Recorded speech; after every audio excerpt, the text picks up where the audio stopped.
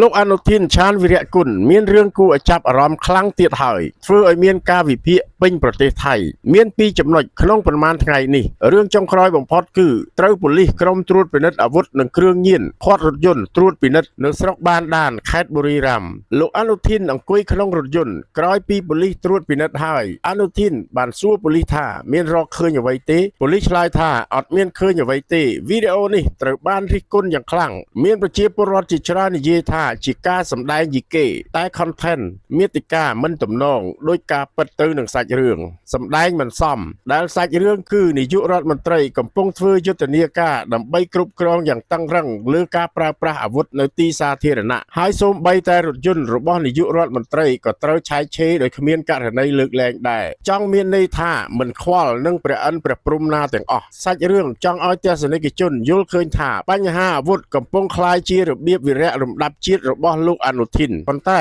បញ្ហាចម្បងគឺ content ខ្វះភាពប្រកបនិយមទាំងស្រុងទី1គឺនៅពេលដែលរថយន្តលំដាប់ VVIP ដូចជានាយករដ្ឋមន្ត្រីធ្វើដំណើរទៅកាន់គ្រប់ទីកន្លែងចំណុចត្រួតពិនិត្យរបស់ប៉ូលីសនៅគ្រប់តំបន់តាមមូលដ្ឋានបានដឹងរួចហើយចំពោះរឿងដែលប៉ូលីសមកខាត់សុំឆែករថយន្តរបស់នាយករដ្ឋមន្ត្រីគឺជារឿងគួរឲ្យអស់សំណើចបំផុតទី2ប្រសិនបើប៉ុស្តិ៍ត្រួតពិនិត្យបានខាត់រថយន្តដើម្បីត្រួតពិនិត្យដោយពួកគេមិនបានដឹងជាមុននៅពេលបានឃើញអ្នកណាអង្គុយនៅក្នុងរថយន្តគ្មានមន្ត្រីប៉ូលីសណាហ៊ាននៅបន្តការឆែកឆេរអាវុធទៀតនោះទេហើយក៏គ្មានហេតុផលណាមួយដែលប៉ូលីសសង្ស័យថានាយករដ្ឋមន្ត្រីកាន់អាវុធនៅទីសាធារណៈដោយខុសច្បាប់នោះដែរតាមពិតទៅគ្មាននាយករដ្ឋមន្ត្រីណាម្នាក់នៅលើពិភពលោកកាន់អាវុធដោយខ្លួនឯងទេអ្នកដែលប្រើប្រាស់អាវុធគឺជាមន្ត្រីអង្គរៈទៅវិញទេវាមិនមែនជារឿងគួរឲ្យភ្ញាក់ផ្អើលនោះទេដែលការសម្ដែងមួយនេះត្រូវបានរិះគន់យ៉ាងខ្លាំងមិនដឹងថាអ្នកណាជាអ្នកសរសេរសាច់រឿងអ្នកណាជាអ្នកដឹកនាំរឿងបើជារឿងភាគទូរទស្សន៍បន្ទុកគឺ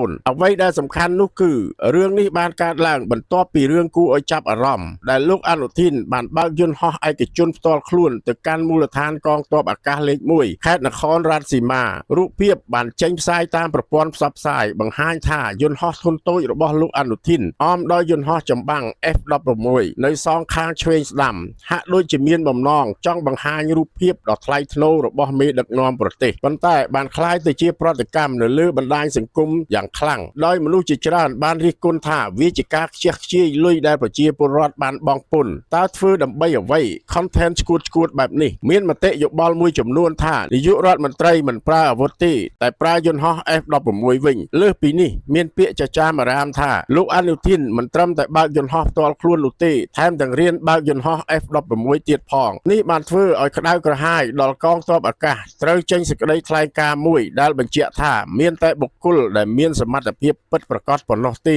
ដែលអាចបើកយន្តហោះចម្បាំងបានតាមពិតចេតនារបស់អនុทินគឺជំរុញការគ្រប់គ្រងអាវុធចាប់តាំងពីមានការបាញ់ប្រហារកើតឡើងនៅសាលាទេពសុរិន្ទនន្ទបុរីតែដោយគាត់ប្រើវោហារមិនទំនងទើបមានការប្រឆាំងពីគ្រប់ភាគីគាត់និយាយថាបាញ់ចោលចូលមកក្នុងផ្ទះក៏មានទោសដែរព្រោះតែកិច្ចខិតខំប្រឹងប្រែងរបស់នាយករដ្ឋមន្ត្រីដែលគ្រប់គ្រងអាវុធហាក់ដូចដាក់ទោសចំពោះតែអ្នកប្រើប្រាស់អាវុធដែលមានលិខិតអនុញ្ញាតស្របច្បាប់ហើយការបង្កើត content ប៉ូលីសឆែកឡានរបស់អនុทินបានធ្វើឲ្យប៉ះពាល់ដល់ភាពជឿជាក់របស់គាត់រឿងតូចតាចនេះគាត់ធ្វើមិនច្បាស់លាស់ផងតើគាត់អាចដោះស្រាយរឿងជាតិធំៗដែលស្មុគស្មាញបានដោយរបៀបណា